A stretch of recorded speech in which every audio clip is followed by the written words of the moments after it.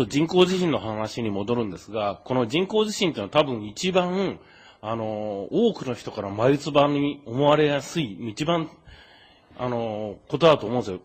ベンジャミンさんのおっしゃってる、いろんな話の中でも、日本人って地震に慣れてるから、地震がこう、人口によってそんなことがとか、まず眉唾に思う。これは、要するに皆さんにいっぱい新聞記事配ったんですよね。これ1956年の読売の12月5日の読売新聞の記事だけど、最大の人工地震成功という記事とか、いっぱいあるんですよ。皆さんに20個ぐらいの読売朝日の人工地震についての記事を配りました。で、一面トップのニューヨークタイムズ、ワシントンポスト、朝日新聞、読売に、1970年代に、ソ連とアメリカがお互いの国を地震兵器で攻撃しないという、国際条約ありました。それからペンタゴンのホームページね、で、コーエン国防長官が1997年の記者会見で、テロが地震兵器を使って地震を起こしたり火山を噴火させたりするという発言をしてるんですよ。ですから、眉唾だと僕も思ったんですよ。だからこそ自分の証言、から竹中平蔵に地震起きる前に言われたっていう、もし僕にそういう人いれば、いい先生を紹介しました。ここの精神病院がおすすめですっていう。だけれども、証拠が山ほどあります。というようなことを、例えばテレビとかで、こう、出て発言されたり、そういう番組を作ってくれるような可能性というのは、やはり薄いんでしょうか？今の民放は無理で。だって、私がですね、前、小泉時代からテレビのブラックリストに載ったんですよ。で、その時、プロデューサーが、いやー、古本さん、あなたが出ると使用率高くなるし、使いたいんだけど、上からダメですって言われてると。で、今の日本の政府の方針として、人工地震について、新聞とテレビで報道するのは禁止なんです。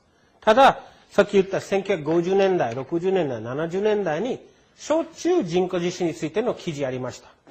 このニュースがタブーになったのは90年代になってから。なかなか今すぐそうだっていうふうに腹の底に落ちてこない。やっぱりそれはしょうがないと思うんですよね、日本で。で、なおかつ、ベンジャミンさんが言ってることが、逆に、これは眉唾だ、おかしいっていうのが、テレビに乗っからない、大きな新聞に乗っからないことで信じちゃうじゃないですか。逆にこっちが怪しい。だからそこをどういうふうにしていけば、もうちょっとベンジャミンさんがそこを確認して。だから今日は大手新聞の人工地震についての記事を20個ぐらいみんなに配ったんじゃないですか。ただ基本的に私が思うにはまず真実を並べる順番があるんですよ。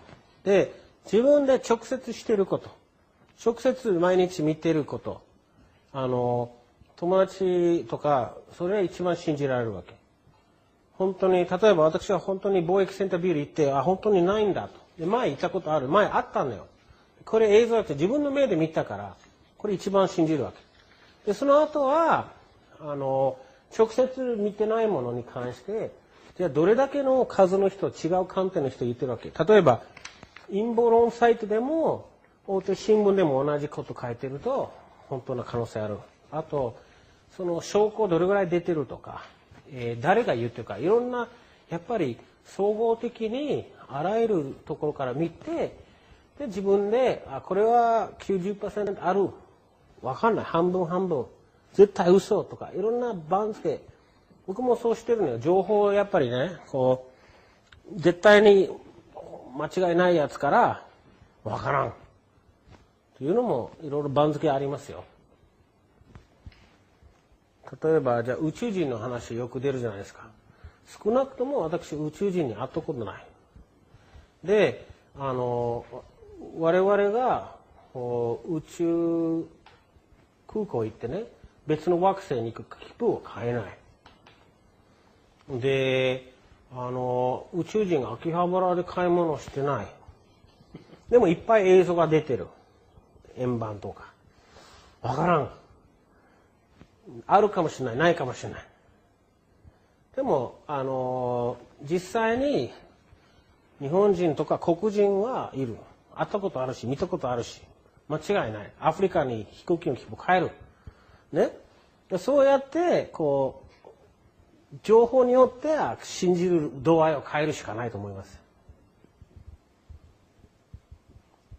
あとは英語でこういうのはすごいことを言うときにすごい証拠を出さなきゃならない。で、僕は人工地震について多少は情報は出してる。要するに例えば、さっきのインドネシアの津波、津波の当時の新聞、読売でも朝日でもどこでもいいから調べてください。実際に津波が起きた時に援助物資を持ってた艦隊が待ってた。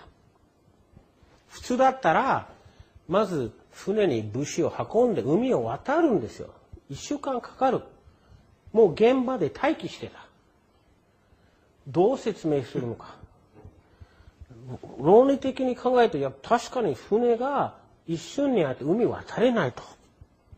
じゃあ前からしてたか、偶然にたまたま援助物資を持ってそこでうろうろしてたか、どっちかしかないんですよ。そうやって考えて信憑性を決めるしかないですよ。じゃあアメリカの原子力潜水艦がすぐ来たのもそのためですか？だってもう地震兵器で攻撃するから。フレンドシップとかいう日本でもね、オペレーション友達でしょ？怪しいよね、あれも。まるでマッチポンプですね。うん。